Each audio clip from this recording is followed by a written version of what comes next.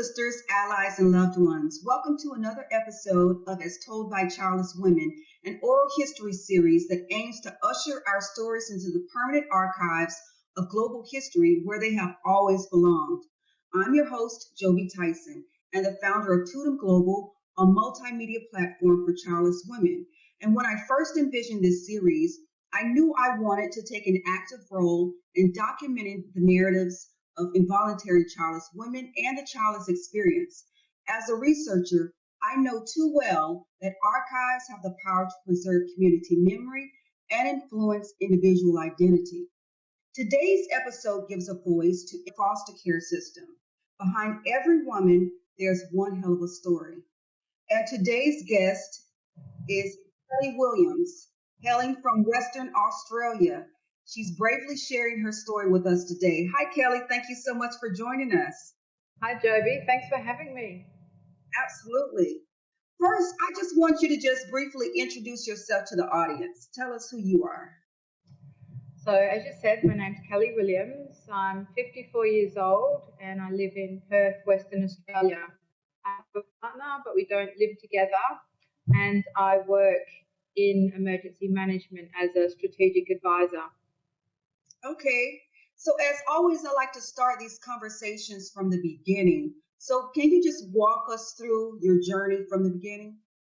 Sure. So I was a police officer for 20 years here in Western Australia, and I was initially very focused on my career.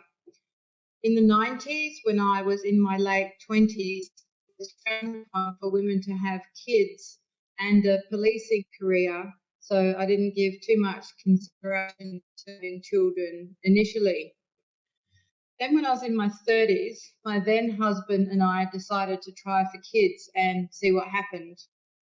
I didn't fall pregnant, which I now know is not surprising as I had endometriosis. But back then I didn't know a lot about it, and it caused me terrible pain. I didn't know it interfered with fertility. Then my husband and I later separated in 1998, but that wasn't related to not having kids. And then years later, at the age of 45, I was engaged to my husband-to-be, and we wanted to know if it was possible for us to actually have children, particularly given my age. I was referred to a fertility clinic. However, instead of telling me what my chances were of becoming pregnant, which I guessed were pretty minimal, they started to put me through the beginnings of fertility treatment. We weren't ready for that. I was working full time. I found it extremely invasive and impersonal, so we didn't continue. But once again, I didn't worry too much because I'd always intended to be a foster mum. My years of policing had exposed me to so many tragic situations where children needed a decent home, and I decided that I could provide that, so I would when the circumstances were right. Mm-hmm. So when those circumstances were right, my then husband and I became foster carers. That was an absolute eye-opener. 6 months later, my husband and I separated. Mm-hmm. I cared for a beautiful little girl on my own from when she was 4 to when she was 8, when I couldn't take it anymore. She had special needs and the foster care system did not support us. The system here in Western Australia doesn't provide children with basic medical and psychological care. The system controls your life, it takes away your freedom and your basic rights, and treats you with the utmost disrespect and disdain. I didn't realise at the time, but the more I advocated for my little girl, the harder my life would become. So ultimately, I became ill and wasn't able to continue. You mentioned that as a police officer in the 90s, that it was frowned upon to have children. Yeah. Walk me through that experience. You were seen as not not a real police officer because you couldn't be available after hours if you had children, and it was seen, as it is now generally, that it was the woman's responsibility to be the primary carer for children. There was no access to part-time work back then, so unless you had very supportive family that were available and willing to help you out, it was pretty much impossible. And also, of course, in policing you do shift work, so couldn't access childcare because they don't do that after hours, and if it didn't work out with the other half, it was pretty much impossible. And also, as I did, if you live in the regional areas, you don't have access to services like childcare services, even if that was practical, even if you were working day shift. It was just really, really difficult. And the attitude of people towards women that had childcare responsibilities was not the same attitude that people have now. Oh, wow. It just seems like it's flipped now. Yeah. So you mentioned that you were going through this in the 90s, in your 20s and 30s. So what was the experience like in the 90s when this was not a topic that was discussed like it is today? Can you walk us through that experience? I guess it was just really difficult because, as I say, you didn't talk about it, you didn't hear about it, you didn't have the internet like we do now to research about it yourself. So, yeah, it was just, I guess, just something that happened and no one talked about it and you didn't really know much about it, and that was that. And it wasn't until, like, in recent years that I've heard it talked about in the media, and I'm like, oh, okay, now I understand. I am not the only one that this happened to. So how have you been psychologically impacted by infertility and childlessness? I guess initially I was okay with it because I figured I tried to have kids naturally. That didn't happen, but I'd wanted to be a foster carer from early on in my career. So I didn't worry too much about, not having my own kids. But it wasn't until after I didn't have my foster child with me anymore and I had experienced loving a little human being with just all of this stuff. And after she was gone, it was like a part of me was missing. So that has been so difficult. It's been 3 years since she's been gone. In the first 9 months, I literally didn't have a decent night's sleep, and I sobbed every night for 9 months. It's only just recently, actually, that I've been able to talk about her without breaking down. And last week we had our state election and I went to primary school to vote, and I deliberately didn't go to her primary school or the school that she used to go to because it just brings back too many memories. I didn't want to talk to people about it that might ask me how she's going. So I find that very difficult. But it was still very difficult going to another primary school because you see all the activities of the kids, and it's just a reminder of her not being around me. So it's been pretty tough. You spoke about the foster care system, but what would you say would be the pros and cons?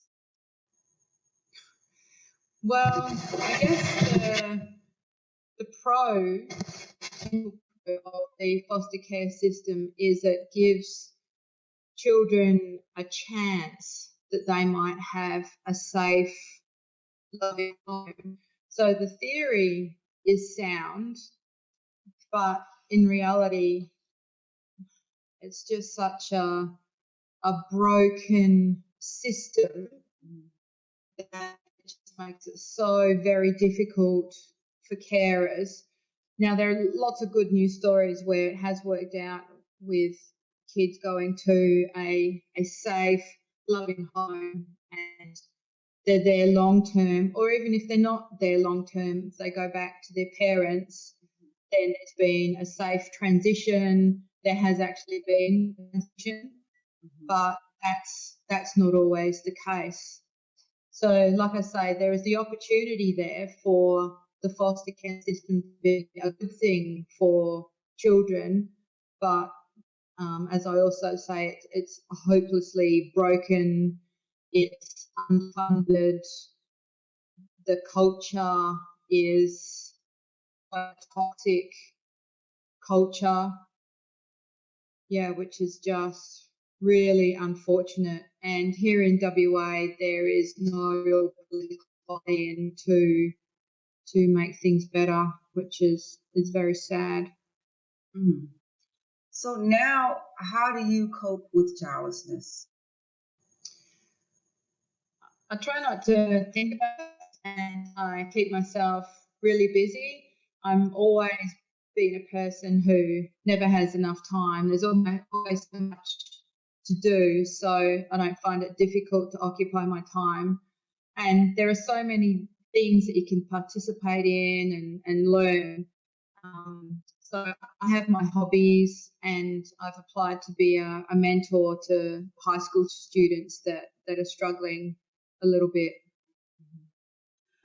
Well, knowing what you know now, what piece of advice would you give to your 20-year-old self? I guess the best piece of advice I could give is just to say, do believe in yourself and do pursue what you believe is right. It won't always be easy, but you do what your gut tells you is right. And if you don't naturally have mentors and role models, look for them. Look for people that you can support you in achieving your goals, but also support you through your life and network. Mhm. I firmly believe that with or without children, our life has meaning and purpose. What is your life's purpose? Have you figured that out yet? So my life's purpose was always to be a foster carer, but now that hasn't worked out, my life's purpose is to do what I can to improve things for foster children. So you're finding yourself now as a foster care advocate? Yep, most definitely. Yeah, a network of current foster carers and former foster carers, which sadly I didn't have when I was a foster carer, but I have this great network of women. And once again, I know that it is not just me, it is not just my experience. There are so many other carers, predominantly women. So many carers that have experienced the same thing. Oh, wow. So what brings you happiness? So there are a number of things that bring me happiness. Pursuing my hobbies makes me happy. Learning piano and I sing occasionally. I go rollerblading. I love gardening, hanging out with my partner. And yeah, just I don't know, just being and just accepting how things have worked out for me. I think accepting things has enabled me to be happy again. So how were you able to accept what's done now? I guess time helps with accepting things, and having exhausted every avenue I could to have kept the foster placement going, advocating for things to improve for that little girl. I feel that there was nothing more that I could do in relation to that, but I can still be in her life for I mean that depends on the foster care agency. Mm-hmm. But I guess she has tried to, and she does make contact with me. Now she's 11 years old, 12. So she is the one contacting me, because here, unfortunately, they don't advocate always carers being in contact with their former foster kids. So it just makes me feel pretty good that she is the one being in contact, and I know that when she's old and they allow her to make her own decisions, that we will be in contact a lot more. Yeah, it seems like you've made an impression on her, and that's definitely good, making a difference in someone's life, especially a child. Well, thank you so much, Kelli, for sharing your story. Do you have any last words? I guess just that no matter what situation we find ourselves in, we can always find some positives out of that situation. And it might be difficult, I guess, initially to come to terms with this situation. But as I said before, over time and with having a positive focus, I think as a general rule, we can all be happy in the circumstances ourselves in. As you said previously, just because we don't have kids doesn't make us any less valuable than people that do. Mm-hmm. That was a wonderful wrap up. Well, thank you so much, Kelli, for joining us. Thank you very much, Jobi. It's been a pleasure. You too. Thank you. Bye-bye. Childless woman, you're beautiful. Child-free woman, you are enough. This journey might not be easy, but we're in this together so we can get through this together by owning our voice. Thank you for your time and attention today. Please like, subscribe, share, and download this episode. From Totem Global, I'm your host, Jobi Tyson. See you next time on As Told by Childless Women. To support this series, please visit astoldbychildlesswomen.com.